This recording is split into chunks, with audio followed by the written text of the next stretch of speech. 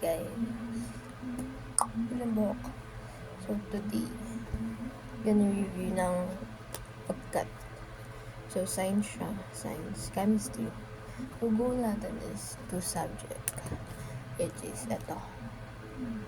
Science, chemistry. Ayan. Yan. Is chemistry ba ito? Basta yan. Tapos, language proficiency. Ang dami kasi ano na ngayon, May 11. Tapos, yes.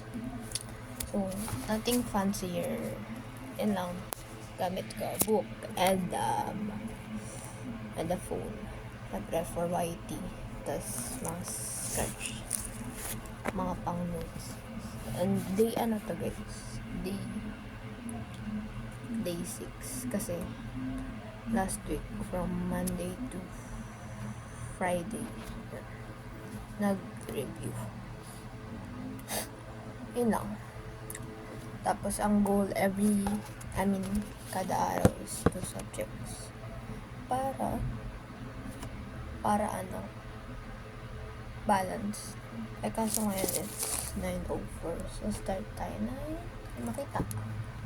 Then, it's 9:04 p.m. ng May 12. So, baka 11 or 10. Pero depende. Boosh. Sana kaya. Lang guys. So, this, ano ba ito? Documentary OA. Kasi yun, journey ba? So, para, yun lang. Alam siguro makaanood na ito. Yun lang. Gulo na book. Ano pa ba? Ayun lang. An average student trying to enter. Daming alam. Basta yun. Average student na magta-try pumasok ng UP Diliman. So, first choice is CE. Tapos, next, chemical engineering. Basta yun. Tapos, yan. Basta yun. CE. Kaya, need ko mag-focus with this. So, yun lang guys. See you in a bit. Kasi magre-review na. Bye. Yun. So, katapos ko lang guys sa chemical bonding. Ayan. So, yan. Basta yan. Tapos nakaka 30 minutes. Marunong ko for 1 lesson. Aralin ko pa kasi. Nalimutan ko na yung non-metals and metals compound na yan. Kasi ito siya. Yung chemical bonding. Ayan. Basta yan. So, daming need familiarize lang itong book na to. And tapos, quiz ko rin yung mga notes ko. Ayan. Gulo.